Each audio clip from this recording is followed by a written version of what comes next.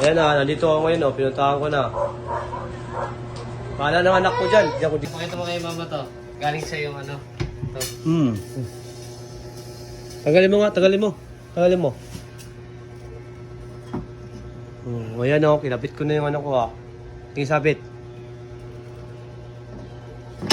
Gaduhin mo nakasabit yan. Wala na yan. Okay na. Okay na. Tusok pa naman. Okay, pang to ano. Ito, no? Ulit-ulit.